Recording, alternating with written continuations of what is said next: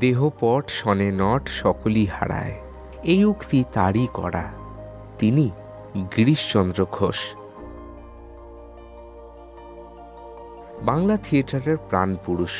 উত্তর কলকাতায় যতীন্দ্রমোহন এভিনিউ ধরে বাগবাজারের দিকে খানিকটা এগোলেই রাস্তার মাঝেই পড়বে গিরিশচন্দ্র ঘোষের বাড়ি। 1844 সালে এই বাড়িতেই জন্মগ্রহণ করেন তিনি।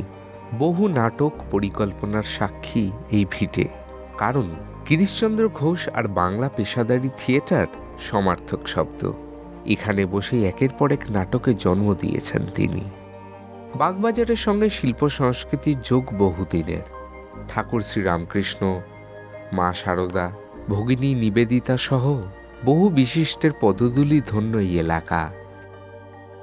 গিরিশচন্দ্র ঘোষ নিজেও রামকৃষ্ণদেবের ভাবধারায় অনুপ্রাণিত ছিলেন। বাগবাজার নিয়ে স্থানীয় মানুষের যথেষ্ট গর্ব রয়েছে। তাদের কাছেই বাড়ি অবশ্যই কলকাতার একটা ল্যান্ডমার্ক। তবে বয়সের সাথে সাথে কিংবদন্তি নাট্যকারের বাড়ির অবস্থা বেশ শোচনীয়। বাড়ির ভিতরে আছে লাঠি, জুতো সহ তার ব্যবহৃত বিভিন্ন জিনিস।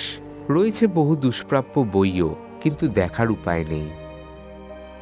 প্রবাদ প্রতিমেই নাট্যকারের বাসভবন দুই রাস্তার মাঝখানে।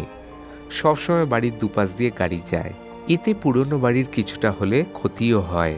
বাড়ির বিভিন্ন অংশে দেখা গেছে ফাটল, খসে পড়েছে পলেস্তারা। গিরিশচন্দ্র ঘোষের এই ভদ্রাসনের দায়িত্বে রয়েছে কলকাতা পৌর সংস্থা। যাবতীয় দেখভাল তারাই করে। বাড়ির সামনের রাস্তাটি তার নামেই নামাঙ্কিত, গিরিশ অ্যাভিনিউ। তবে ঠিকঠাক সংস্কার না হলে অচিরেই হারিয়ে যাবে গিরিশচন্দ্র ঘোষেরই বসতভিটে।